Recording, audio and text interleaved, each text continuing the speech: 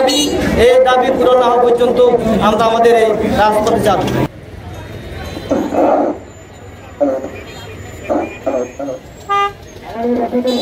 আমরা আজকে তাদেরকে ধিক্কার জানাই, যেই শিক্ষক নেতা বলে শিক্ষকদের দাবি যৌক্তিক, কিন্তু এখানে আওয়ামী লীগ ঢুকে নেতৃত্ব দিচ্ছে।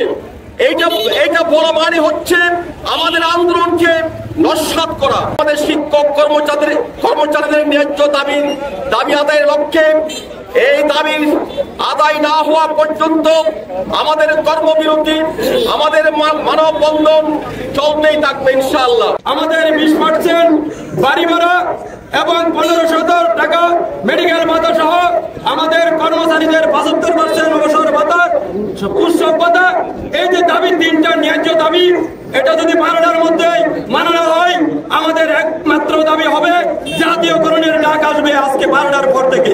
বেসরকারি শিক্ষকদেরকে অবহেলা, তুচ্ছ-তাচ্ছিল্য করা হচ্ছে, অপমানিত করা হচ্ছে, অপদস্থ করা হচ্ছে। তার এই প্রতিবাদে নিজেদের আত্মমর্যাদার লড়াইয়ে আজকে আমরা রাজপথে এসেছি। আমাদের যে 3টি দাবি, এই দাবি পূরণ না হওয়া পর্যন্ত আমরা আমাদের এই রাজপথে যাব। আশা করেছিলাম আমার সরকারের বৈষম্য এটা দূর হবে, কিন্তু আমাদের শিক্ষাঙ্গনে শিক্ষা বিষয়ে কোনো কি বৈষম্য দূর হয়েছে? যদি দূর হতো, দুইজন যে উপদেষ্টা আমাদের শিক্ষক, ওনারা কেন আমাদের দিকে সুদৃষ্টিতে দিচ্ছেন না? কারণ ওরা বলছেন না সরকারকে, প্রধান উপদেষ্টা মহোদয়কে। আজকে আমাদেরকে তো আজকে শ্রেণীকক্ষ ছেড়ে রাজপথে আসতে হতো না। শিক্ষা ছাড়া সবাই আমরা অন্ধকারেই থাকবো, কেউ আমরা অন্ধকারে থাকতে চাই না। ওনারা মনে করেন ওনারা একটা অন্য সম্প্রদায়ের মানুষ, ওনাদের ল্যাজ আছে, ওনারা অন্য একটা জাতের বিরল প্রজাতির কেউ মনে করেন, যারা চেয়ারে বসে আছেন। এই শোষক শ্রেণীদের দাঁত ভেঙে দিতে হবে।